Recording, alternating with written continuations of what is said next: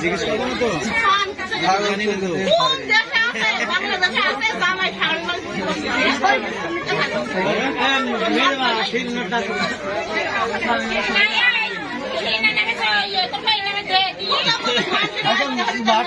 মাঠে আসো সারি কাটা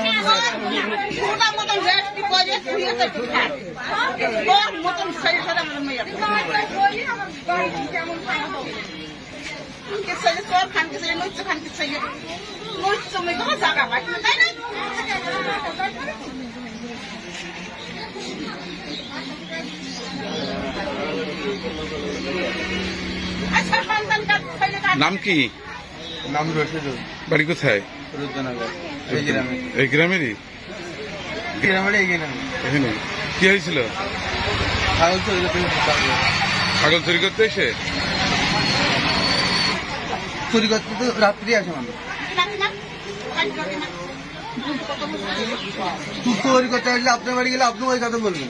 তোরের তো কোনো ফাঁসি নেই, তোরের জেল আসা অল্প, আর অন্য কথা বললে জেল হবে অনেক। সব জানে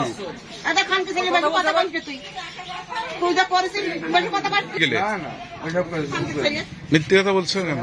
গ্রামের যদি অন্য কোনো নারী বলে যে আমার সাথে কত খারাপ চোখে দেখে তাহলে ওটাই আইনের মাধ্যমে বলবো আমি কোনো মেয়ে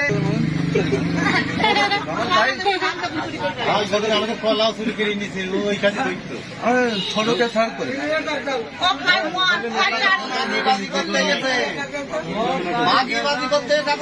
ভয় ওই কথা বলছে মেয়ে গিয়ে ভালো করতে এখন ওই কথা বলছে। আচ্ছা আইনি হেল্প করবেন, আইনি লোক হোল দেখে দেবো হোল দেখে এখন ভুলাবো আসলে মেয়ের নামে জমি দেবেন ঝামেলা মেটান খাতে কোনো করতে ঝামেলা মেটান মেয়ের নামে জমি দেবেন মেয়ের নামে জমি দেবো আমি আপনাদের মেয়ের নামে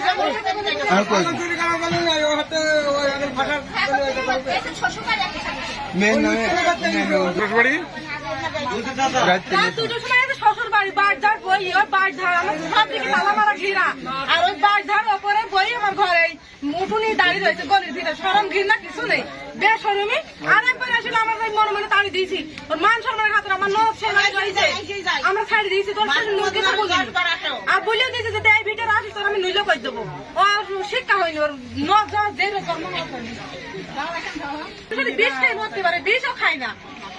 আচ্ছা মেয়ের নামে জমি দেবো ঘুমাতে পারি শয়তানের জন্য আমার শাশুড়ি বেরোতে পারে না আমরা বেরোতে পারিনি ঘরটা ছাইছি আমারও ছেলে ফোন দেবে আমার শাশুড়ি বেরোবে তারপর আমরা বেরোবো তারপর আমার শাশুড়ি বেরোবে কেন তোমার তো রাস্তাটা কানতে হয় হ্যাঁ সারা শীতকাল ধরে আমরা ঘুমাতে পারিনি শয়তান জমি দিতে বাধ্য ভালো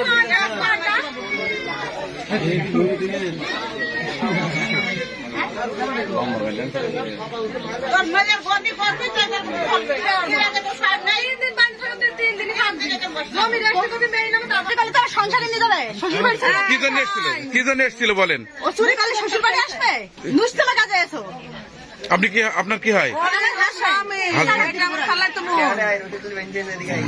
আমি হাতি বেরো ধরেছি আমার বাড়িও লোকাল বাড়ি আমি রাত্রি একলা ছুটি চলে আগে এই কয়েকদিন ধরে নাকি প্রায় রাত থেকে চলে যায় বাইশে যাইতে আমার ঘুম হারাম কিছু জানি। হ্যাঁ বলছি সাবধানে সাবধানে তোর কপালের তারপর ওর মতো লোকের সাথে সংসার হবে না। আমার মেয়ের ভবিষ্যৎ দেখ আমার বাড়ি আমি আমার কোনো দাবি নেই আমার মেয়ের ভবিষ্যৎ আমার মেয়ে